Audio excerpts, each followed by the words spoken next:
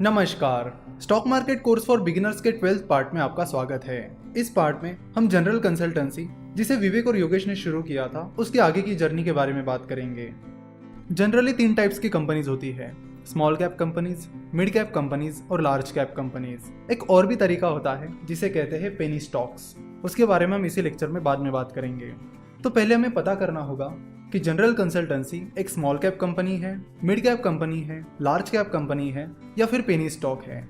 तो कंपनीज का ये जो कैटेगराइजेशन है ये मार्केट कैपिटलाइजेशन पर डिपेंड करता है। यानी कंपनी के मार्केट कैपिटलाइजेशन के हिसाब से ये डिसाइड किया जाता है कि कंपनी मिड कैप है, स्मॉल कैप है, लार्ज कैप है या पेनी स्टॉक है। तो अगर आपको मार्केट कैपिटलाइजेशन क्या होता है ये पता नहीं है तो आपको बता दूं कि मार्केट कैपिटलाइजेशन से कंपनी की साइज पता चलती है। यानी ये पता चलता है कि कंपनी छोटी है, मीडियम साइज की है, बड़ी है या फिर बहुत ही छोटी है। तो यहाँ पर अगर आपको पता करना है कि जनरल कंसल्टेंसी बड़ी कंपनी है या छोटी कंपनी है तो उसके लिए आपको पता करना होगा उसका मार्केट कैपिटलाइजेशन। और मार्केट कैपिटलाइजेशन का फॉर्मूला है share price multiplied by number of shares.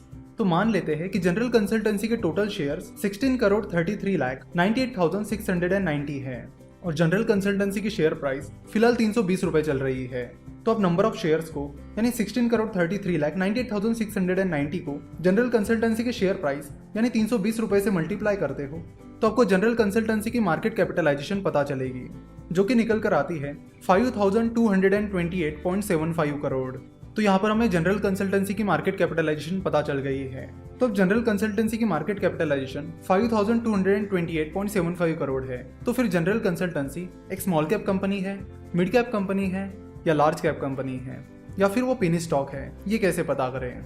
तो जनरली जिन कंपनीज का मार्केट कैपिटलाइजेशन 14-15,000 करोड़ से कम होता है उन्हें स्मॉल कैप कंपनीज कहा जाता है। और जिन कंपनीज का मार्केट कैपिटलाइजेशन 14-15,000 करोड़ से 80-90,000 करोड़ के बीच रहता है उन्हें मिड कैप कंपनीज कहा जाता है। और जिन कंपनीज का मार्केट कैपिटलाइजेशन 80-90,000 करोड़ से ऊपर रहता है उन्हें लार्ज कैप कंपनीज कहा जाता है। जनरल कंसल्टेंसी का मार्केट कैपिटलाइजेशन 5,228.75 करोड़ है, यानी उसका मार्केट कैपिटलाइजेशन 14-15,000 करोड़ से कम है, इसलिए जनरल कंसल्टेंसी एक स्मॉल कैप कंपनी है। और भी एक कैटेगरी होती है जिसे कहते हैं पेनी स्टॉक्स, यानी जिन कंपनीज की शेयर प्राइस बहुत ही ज्यादा कम होती है और जिनका मार्केट कैपिटलाइजेशन भी बहुत ही ज्यादा कम होता है उन्हें पेनी स्टॉक्स कहते हैं। यानी सुज़लॉन एनर्जी, रिलायंस कम्युनिकेशन, ये पेनी स्टॉक्स है क्योंकि इनकी शेयर प्राइस भी कम है और उनका मार्केट कैपिटलाइजेशन भी बहुत ज्यादा कम है। तो जनरली जिन कंपनीज की शेयर प्राइस 20-30 रुपए से कम होती है और जिनका मार्केट कैपिटलाइजेशन 100 करोड़ के नीचे होता है उन्हें पेनी स्टॉक्स कहा जाता है। ये एक बहुत ही रिस्की कैटेगरी होती है, इसलिए यहाँ पर इन्वेस्ट करते समय आपको 10 बार सोचने की जरूरत है। बहुत सारे लोग जो कम अमाउंट से शुरुआत करते हैं वो इन्वेस्ट करते टाइम पेनी स्टॉक्स की तरफ ही ध्यान देते हैं, क्योंकि उन्हें लगता है कि मैं किसी बड़ी कंपनी का शेयर खरीदूंगा तो मैं शायद अपने पैसों से 1-2 शेयर ही खरीद पाऊंगा, लेकिन अगर मैं छोटी प्राइस वाले शेयर खरीदूंगा तो मैं 100-200 रुपए में भी बहुत सारे शेयर्स खरीद पाऊंगा। और अगर कोई शेयर 1 रुपए का है और वो 2 रुपए का हो जाता है तो मेरा पैसा डबल हो जाएगा। तो वो कुछ इस तरह सोचते हैं। पेनी स्टॉक्स को कई बार भंगार कैप्स भी कहा जाता है, क्योंकि पेनी स्टॉक्स में ज्यादातर कंपनीज बड़ी ही भंगार कंपनीज रहती है जो किसी काम की नहीं होती, वो बस चल रही है तो चल रही है। उनमें ना कुछ ग्रोथ हो रही होती है ना कुछ ऐसी एक्टिविटी जिससे वो कंपनी रिकवर कर पाए। सो अगर आप नई नई इन्वेस्टमेंट शुरू कर रहे हो तो अब इस कैटेगरी से बिल्कुल ही दूर रहिए, यानी पेनी स्टॉक्स में आपका इन्वेस्ट करना ही नहीं है। देखो, ज्यादा लालच के चक्कर में बहुत सारे लोग पेनी स्टॉक्स में इन्वेस्ट करते बैठते हैं और शुरुआत में ही अपना पैसा गवा देते हैं, तो आप ये गलती बिल्कुल भी ना करें। अगर लार्ज कैप कंपनी की बात करें तो इसमें वो कंपनीज होती है जिनका मार्केट कैपिटलाइजेशन बहुत ही ज्यादा होता है, यानी 80-90,000 करोड़ के ऊपर होता है। तो ये कंपनीज कंपेरेटिवली काफी स्टेबल होती है। ये कंपनीज अपने आप को प्रूव कर चुकी होती है और इनका ब्रांड नेम भी काफी बड़ा होता है। Reliance industries, state bank of India, HDFC bank, TCS, Infosys, ये सारी लार्ज कैप कंपनीज है। लार्ज कैप कंपनीज को ब्लू चिप कंपनीज भी कहा जाता है। तो large cap company stable companies होती है, यानी अगर कभी क्राइसिस भी आता है तो इस कंपनी के पास उतना बैकअप होता है कि वो उस खराब टाइम में भी स्टेबल रहे।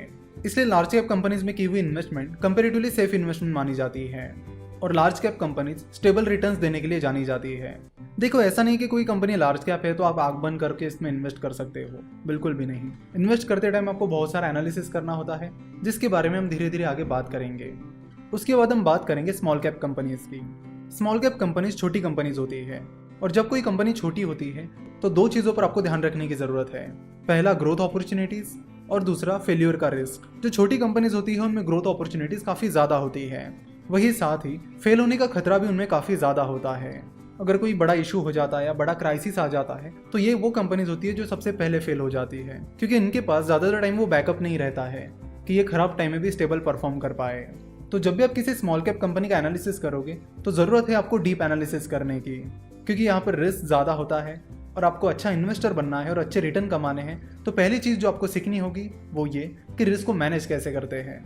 कई बार चाहे कैटेगरी कौन सी भी हो, चाहे वो स्मॉल कैप हो, मिड कैप हो या लार्ज कैप हो, आपको ऐसी अपॉर्चुनिटीज़ मिल जाती है जहाँ पर रिस्क बहुत ही ज़्यादा कम होता है और जो ग्रोथ अपॉर्चुनिटीज़ होती है वो काफ़ी ज़्यादा होती है। तो इस तरह का रिस्क मैनेजमेंट आपको सीखना होगा और धीरे धीरे करना होगा, क्योंकि investment is all about risk management. It's not about risk taking, it's about risk management.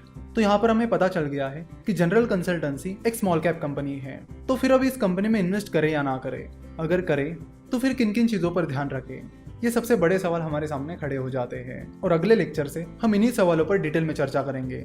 उससे पहले आपको बता दूं कि ये जो पेनी स्टॉक्स हैं इनसे आपको बहुत दूर रहना है, हमेशा दूर रहना है। अब बस लालच में आकर पेनी स्टॉक में बिल्कुल भी इन्वेस्ट मत कीजिए। हम ये चीज़ बार बार इसलिए बता रहे हैं कि ज़्यादातर पेनी स्टॉक्स बहुत ही गई गुजरी कंपनीज होती है जो कुछ भी काम की नहीं होती, या तो वो बैंक्रप्सी के नज़दीक होती है या तो फिर किसी स्कैम या इशू में फंसी हुई होती है। तो स्टॉक मार्केट में इन्वेस्ट करते टाइम पेनी स्टॉक्स में इन्वेस्ट करने की गलतियाँ बिल्कुल भी मत कीजिए।